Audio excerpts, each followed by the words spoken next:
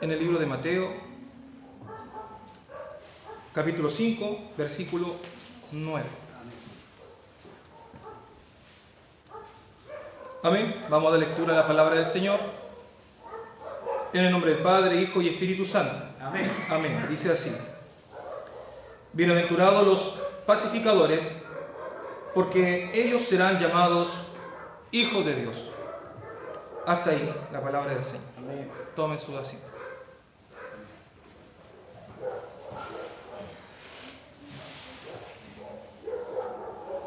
Ya lo que llevamos aproximadamente casi 2 meses tratando el Sermón del Monte, no sé si para usted ha sido de provecho, pero sabe de que mientras vamos avanzando versículo a versículo, vamos viendo cada intención de este capítulo y de este propósito. Vemos de que el Sermón del Monte continúa mucho más adelante, el cual nosotros vamos a llegar, ¿cierto?, hasta el versículo 11 solamente. Y en este caso, hermano, habla sobre una bienaventuranza a los pacificadores. Regularmente siempre estoy dividiendo un versículo en 2 predicaciones porque siempre lo añade con algo. En este caso dice bienaventurados los pacificadores y después dice porque ellos serán llamados hijos de Dios. Por lo tanto, este versículo es algo tremendo, hermano. Y cuando habla, hermanos, bienaventuranza, ¿cierto?, a los pacificadores, ¿qué es lo que pueden a nosotros imaginarse a simple vista? Yo creo que usted ya debe estar consciente de lo que significa bienaventurado, ¿cierto? Amén. Feliz, dichoso, Amén. alegre, contento. Y aquí habla sobre los pacificadores. No tan solo aquellos que hacen la paz, ¿cierto?, para con otras personas en la sociedad, sino que también se refiere a una paz interna. Ellos no buscan saciar sus propios deseos, sino que lo que ellos quieren es cumplir la ordenanza y el propósito de Dios. Prácticamente aman a Dios, por eso que se someten a Él. No es mediante una ordenanza. Fíjese bien en esto. Cuando un hijo obedece a su padre, pueden haber 2 motivos o 2 propósitos. Una, porque le tiene miedo a su padre, o 2, porque ama a su padre. Si usted se puede fijar, hermano, sobre el arrepentimiento y el remordimiento, hace la diferencia de estas 2 formas de obedecer al padre. Un hijo que obedece a su padre lo puede hacer por miedo o temor, o lo puede hacer por amor. Se puede someter a él porque sabe de que su padre es un padre estricto que lo golpea o lo castiga, o puede someterse a su padre porque lo ama. Existen 2 formas. Asimismo, existen 2 formas como el remordimiento y el arrepentimiento. El que siente remordimiento claramente no tiene un amor hacia aquel que está aplicando la ley.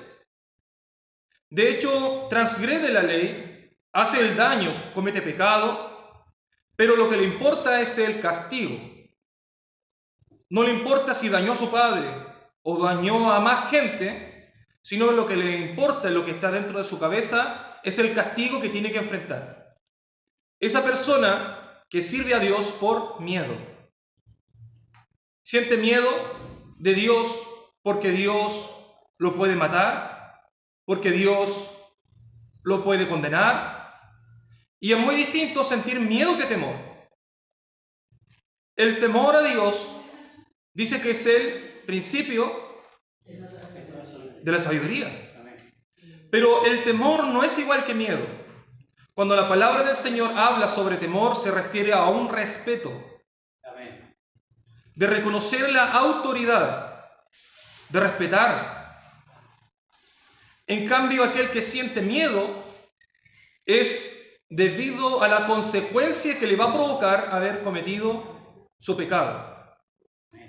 No sé si a alguno de ustedes le ha pasado que ha cometido un pecado y tal vez espera de que Dios ahora me va a matar. Ahora ya el Señor me va a matar por el pecado que hice, ya no hay más perdón para mí. Este es el fin. Es el que siente miedo de Dios. No estamos hablando de personas incrédulas. Al contrario, personas que creen en Dios, pero creen de distinta forma. Uno que le siente miedo y otro que lo ama. Son dos formas.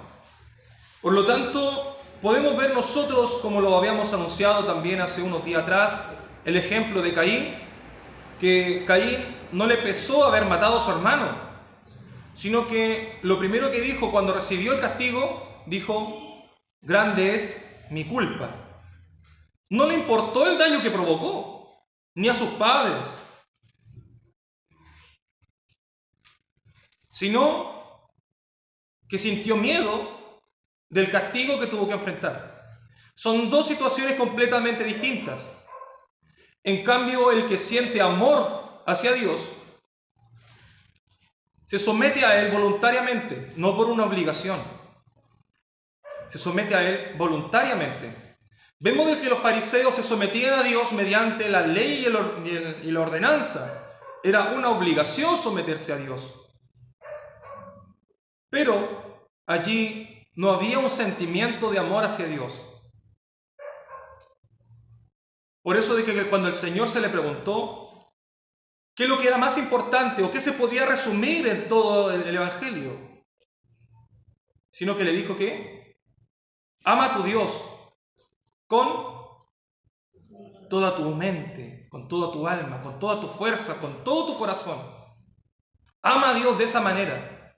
Cuando uno ama a esa persona, ¿cierto?, que vive con nosotros, cuando uno ama, todo lo que uno hace, no lo hace por miedo, sino que lo hace de una forma voluntaria.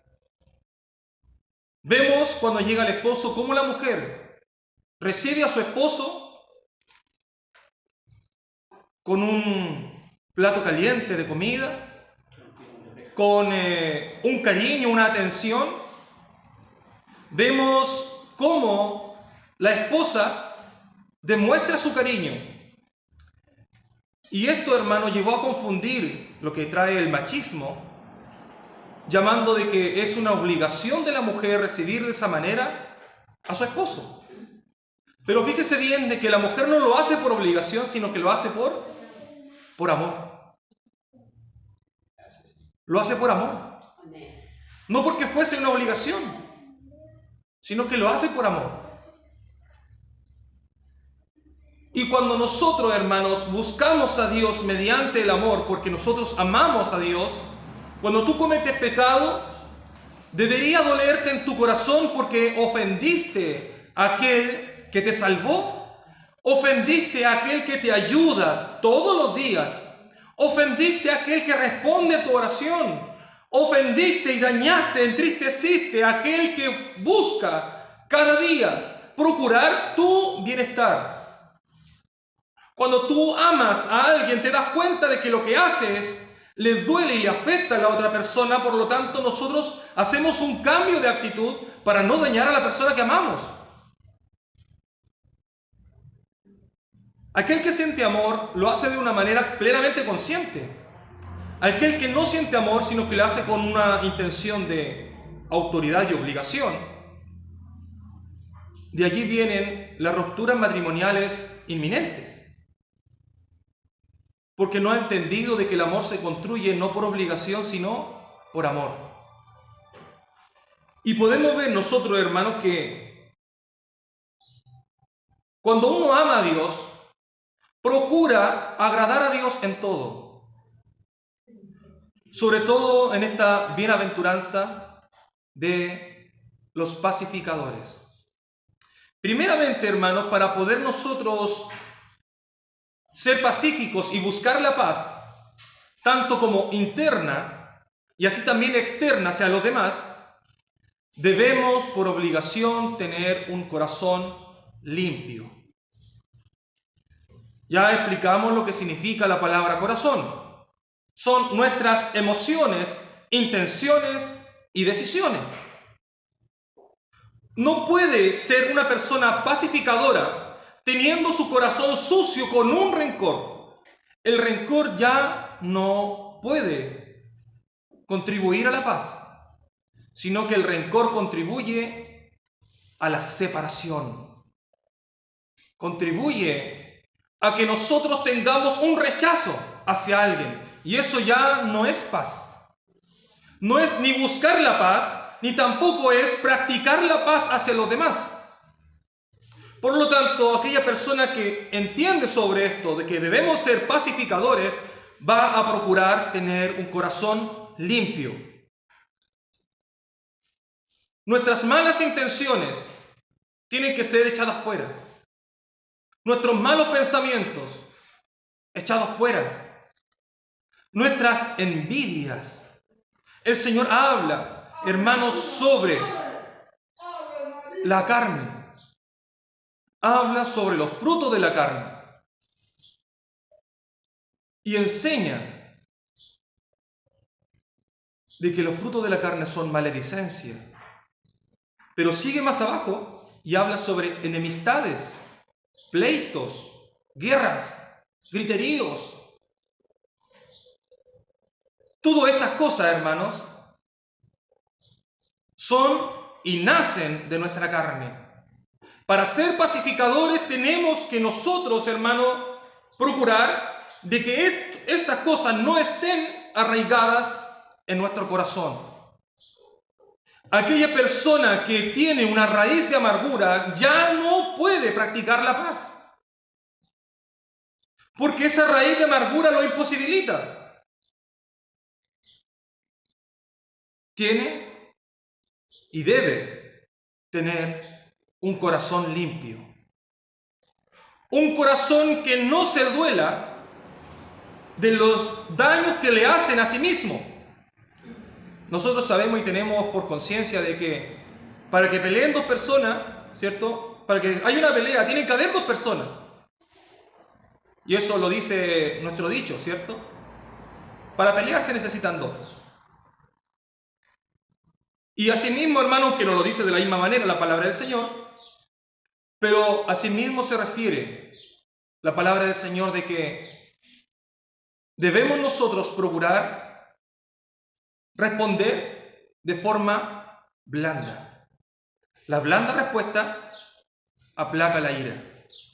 Por lo tanto, hermanos, teniendo la conciencia de que para poder encender un fuego que después no se puede apagar, encender una guerra, una pelea que no se va a poder apagar, es importante apagarla antes de que se haga el incendio. Usted ha podido ver que en Valparaíso y en el sur, ¿cierto? ¿Cuánto tiempo costó para que se apagase los incendios que ocurrieron? Meses, ¿cierto? Meses de personas trabajando día y noche para poder contener el fuego. Y la palabra del Señor lo habla, de que la lengua, nuestra lengua, desata los más grandes incendios. Debemos de controlar nuestra lengua. Pero el problema no está en nuestra lengua en sí, sino que está en la abundancia del corazón, porque de eso habla la boca. De allí parte el problema. El problema no está en que de nosotros tenemos que resistirnos en hablar cosas, sino que el problema está en que debe haber un cambio y una limpieza en el corazón. Este mismo ejemplo que acabo de dar es algo similar. ¿Qué pasaría si usted tiene una herida en su pierna infectada con gusanos? ¿Se podría limpiar o curar si usted le pone un paño limpio encima y le pone una venda? O pongamos el caso de que está infectado y usted lo limpia solo por fuera y lo venda. ¿Se soluciona allí también? El problema viene de antes, viene de mucho más adentro. Esa persona ya no puede simplemente echarse un agua oxigenada y vendarse. sino que tienen que empezar a tomar pastillas, ¿cierto?, para lidiar con la infección. Porque el problema no parte de una forma visible como nosotros lo vemos en la herida, sino que parte de mucho antes. El problema no es la lengua, el problema parte de mucho antes. Nosotros tenemos la mala costumbre de frenar lo más fácil, nuestra lengua. Hay personas que piensan de que dicen, yo ya no digo garabatos, no digo insultos, por lo tanto ya mi lengua se refrenó. Pero tiene su corazón lleno de odio. Tal vez seguimos pensando en contra de la persona que nos hizo daño. Sigue habiendo un rencor y una raíz de amargura hacia la otra persona que nos daña y nos afecta. Un pacificador, hermano, no busca el bienestar propio. No busca tener una paz de decir, yo no quiero tener ninguna pelea en este mundo. Podemos ver de que cuando el Señor habla de paz, el Señor habla de que Él en una tormenta estaba durmiendo. Él no está diciendo de que no van a haber problemas alrededor. Jesucristo tenía una tormenta, pero estaba durmiendo. Yo creo que plácidamente porque los discípulos lo fueron y lo despertaron. Imagínense la paz que habría tal vez en Jesucristo. Cómo dormía tan plácidamente en medio de una tormenta, que cuando lo despiertan, el Señor le habla, le dice, hombre de poca fe. Alzó su voz y calmó la tempestad.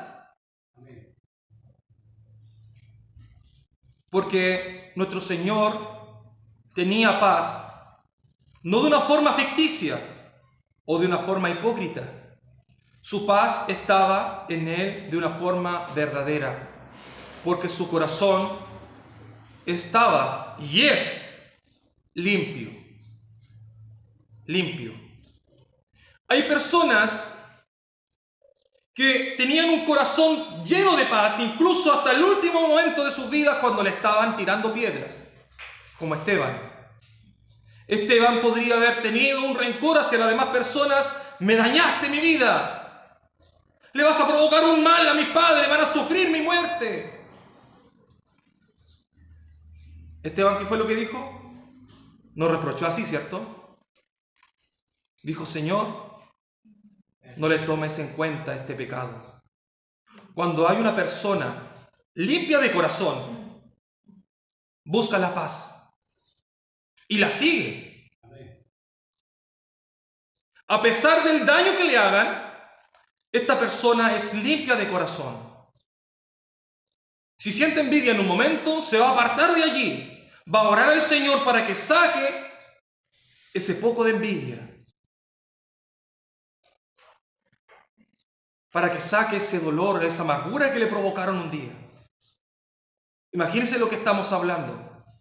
Estamos hablando de una persona que ya está salva por el Señor. ¿Por qué? Porque dice, porque ellos serán llamados hijos de Dios. Nosotros habíamos hablado sobre quién eran los hijos de Dios. Podemos ver de que un padre no puede impugnarle el apellido a su hijo. No se lo puede quitar. Cuando el Señor llama a una persona hijo mío, ya es una declaración de cederle una autoridad, una herencia y todo lo que contribuye a ser un hijo del Señor. Pero para eso debemos nosotros entender que debemos de tener un corazón limpio y ser pacificadores. Nosotros a veces hacemos la paz con los demás, con quienes nos conviene. Regularmente, hermanos, con gente desconocida es más fácil dialogar y acceder a la paz.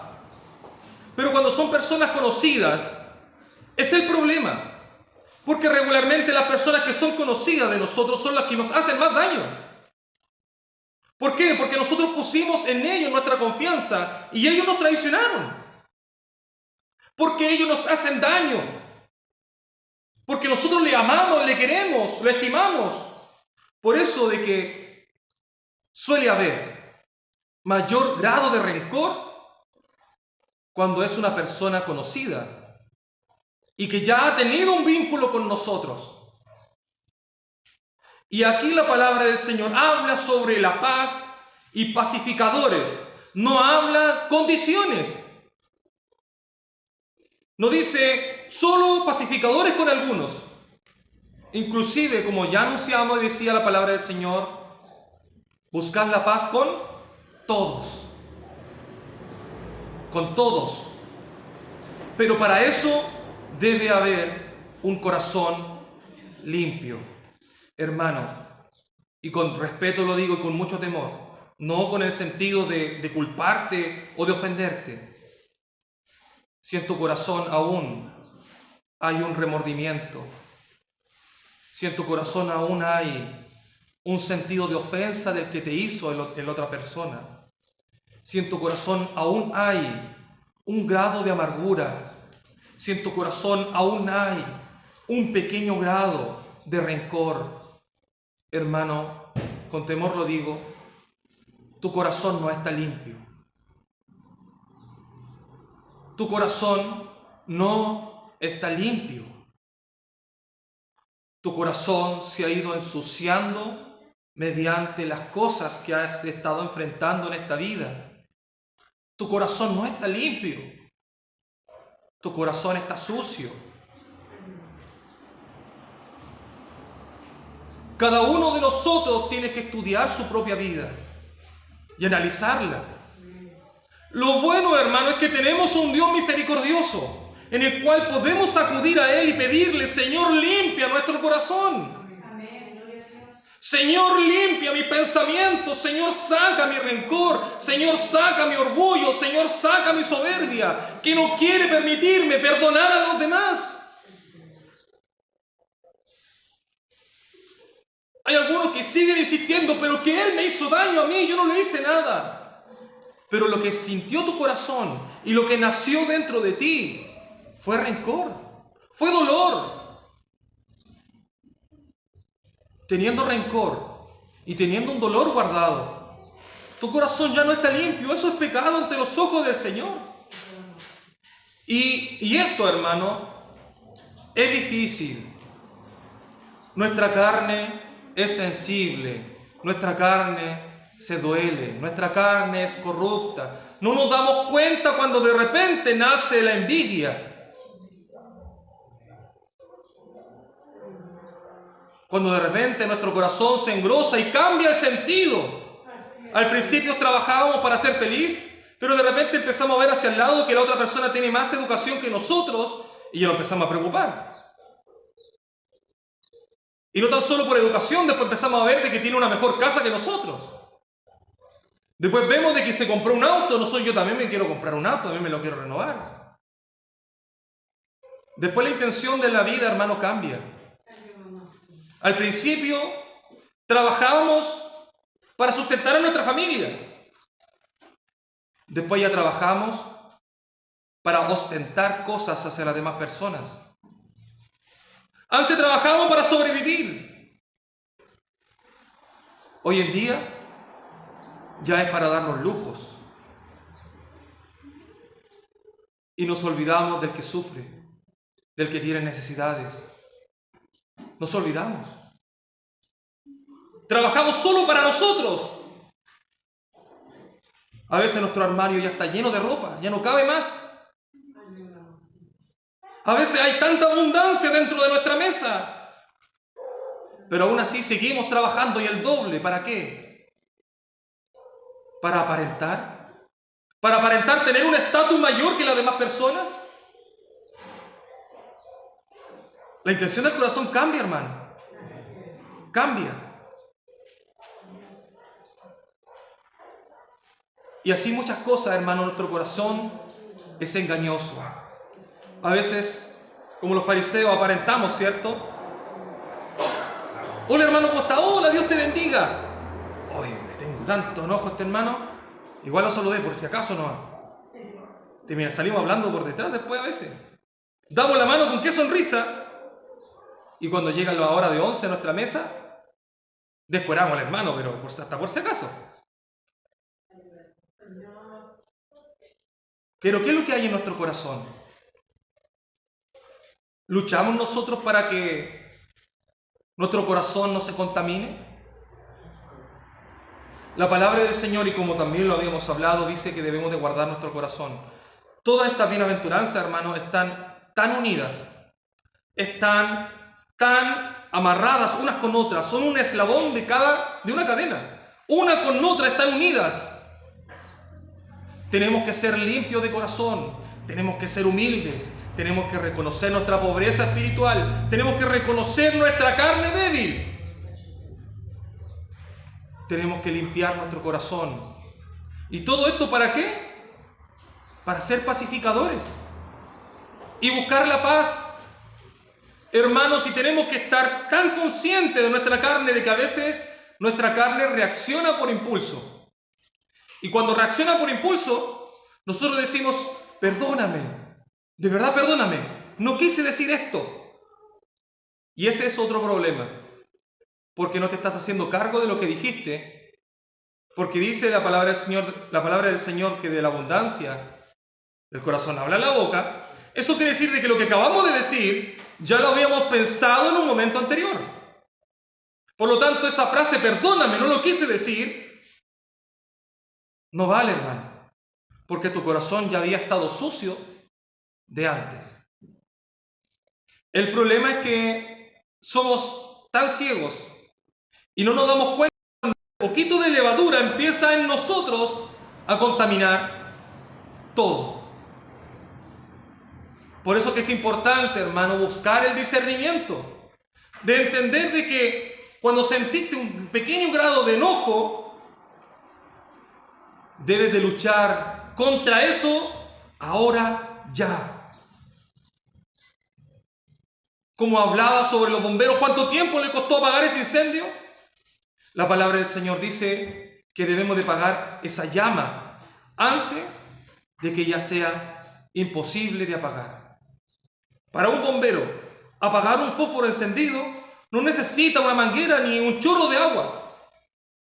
Basta con sacudir el fósforo y aún así se apaga el fuego. El problema está cuando nosotros no trabajamos con eso cuando recién empezó. Cuando recién nace ese enojo pequeñito, empieza a crecer de a poco. Y somos de esas personas que empiezan a contar. Es que una vez me hizo esto, y después me hizo el otro, y después me hizo el otro. Y al final el enojo ya no era por el primero, sino que empezamos a acumular, hermano. Todos los daños que nos empezó a provocar, y ya se hace algo incontrolable. Tenemos que luchar con el pecado apenas tengamos el sentimiento de él. Para eso debemos ser limpios de corazón. Una persona que es limpia de corazón, no me refiero a una persona que no sienta el pecado. Una persona que es limpia de corazón siente el pecado, pero lo trabaja antes de que eso lo domine. Siente el pecado dentro de él. Se duele. Quiere venir la reacción, pero se controla. Y empieza a orar al Señor para que saque eso de él y no lo domine. Cuando todavía es una llamita pequeña. El que no es sabio no trabaja con eso, sino que esa llama sigue de a poco y se transforma en un incendio tremendo. Y eso es lo que provoca las grandes consecuencias del pecado. Después queremos de que el Señor perdone nuestra vida y vuelva a restaurar todo como antes. Pero ya va a ser imposible. Ya va a ser imposible. Esas son las consecuencias del pecado. ¿Qué podemos decirle a un asesino? ¿El Señor te perdona? Sí, claro, el Señor perdona a un asesino. ¿Pero ese asesino podrá revivir a su muerto? No.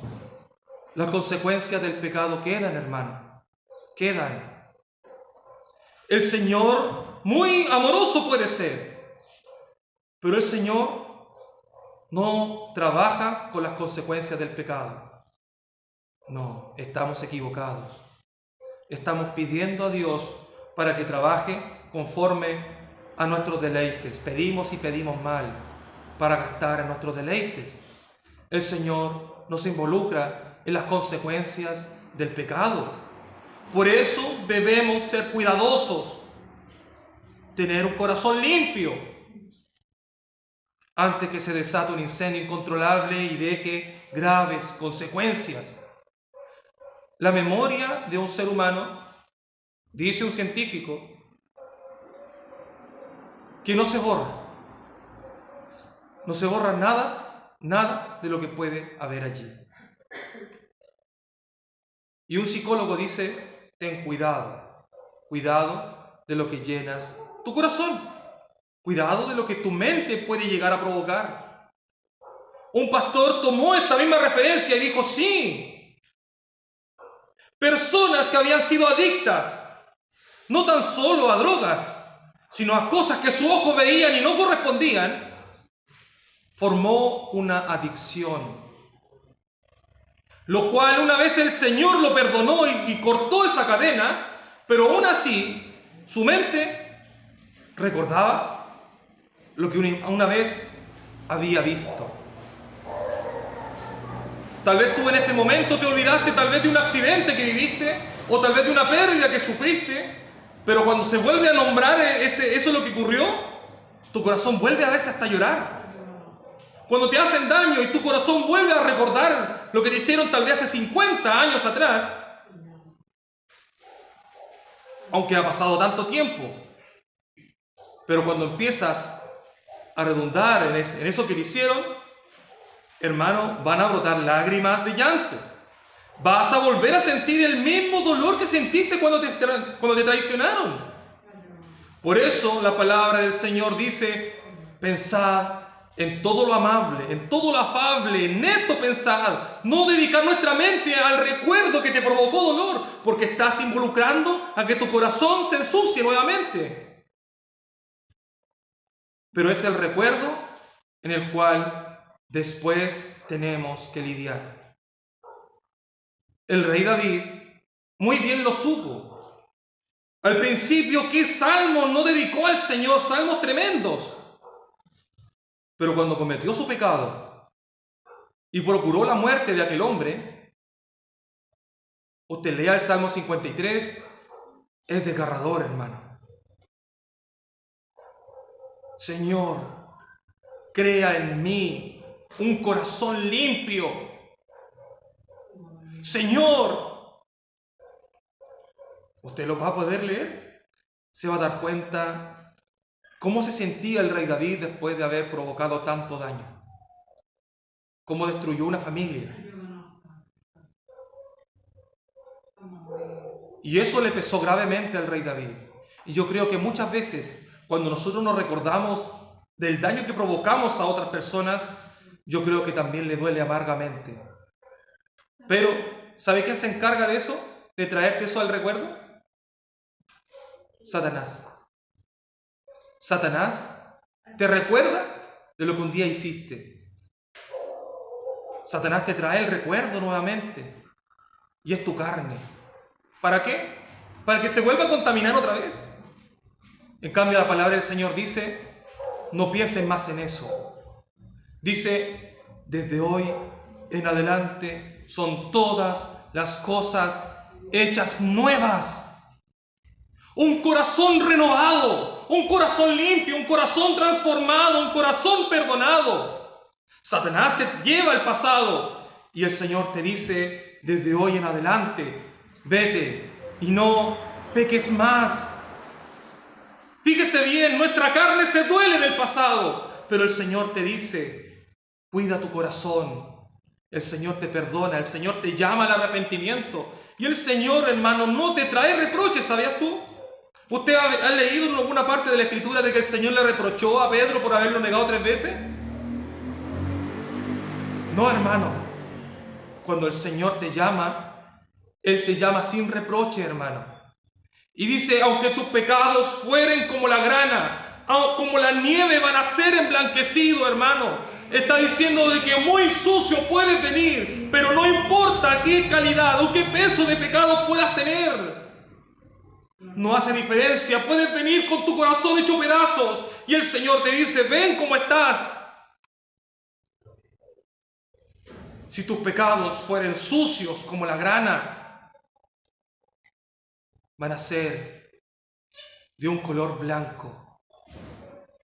El Señor no va a indagar todo lo que hiciste hacia atrás, porque Él ya lo sabe. Y Él te llamó no para reprocharte, sino que Él llamó para perdonarte y cambiar tu corazón, a ser un corazón limpio, para hacerte un pacificador. Y haciéndote un pacificador te hará un hijo de Él, porque ellos van a ser llamados hijos de Dios. ¿Ve la importancia de esto? ¿Sabes cuán importante es ser llamado un hijo de Dios? Yo creo que a veces los motivos son distintos. Hoy en día la gente no busca a Dios para ser llamado hijo, sino que busca a Dios por las añadiduras.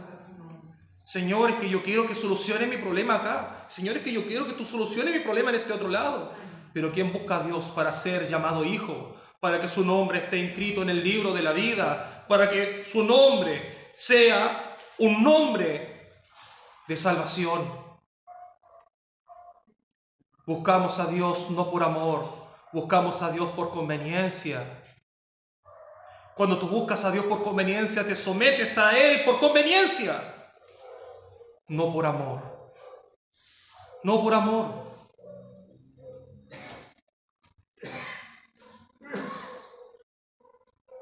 Cuando uno ama a otra persona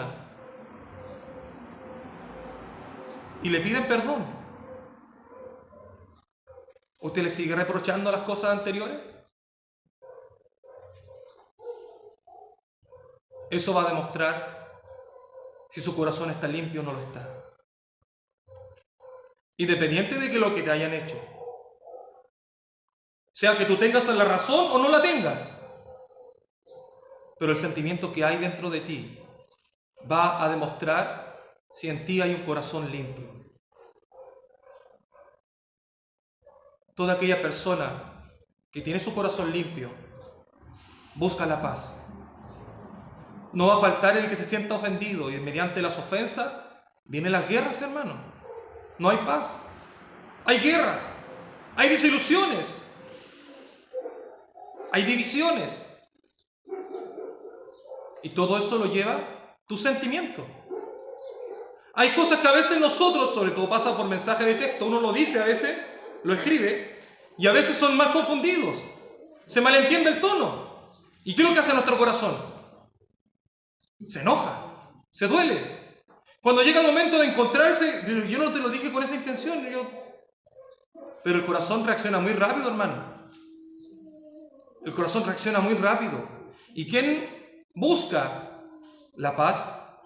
El que busca la paz trata de buscar todas las formas, hermanos, para que su corazón no reaccione. Y si es que reacciona, lucha contra su reacción antes de que su boca hable. No trabaja en su lengua, trabaja en la abundancia del corazón. Y eso es lo que habla la palabra de Dios. Para ser pacificadores debemos tener un corazón limpio. ¿Trabajas tú en tu vida limpiando tu corazón? ¿Analizas tu vida diciendo o pensando todas las cosas que te impiden tener paz? No estamos hablando de una paz de no tener ningún problema, sino estamos hablando de una paz con Dios. Todo aquel que se hace amigo del mundo se constituye enemigo de Dios. Pero resulta de que si nosotros somos amigos de Dios, estamos declarando una enemistad con el mundo. ¿Y cómo puede haber entonces una paz teniendo al mundo como enemigo? Por lo tanto, si es verdaderamente cierto que debemos de buscar la paz, pero dice la palabra del Señor de que estamos en guerra. ¿Cómo nosotros dice la palabra del Señor de que estamos en paz, pero a la misma vez estamos en guerra? ¿Cómo nosotros, para ser amigos de Dios, tenemos que declarar nuestra enemistad con el mundo, pero la palabra del Señor dice de que debemos de buscar la paz y ser pacificadores? Son cosas que muchas veces no se entienden y se contraponen. Y por el tiempo lo vamos a dejar para la otra predicación.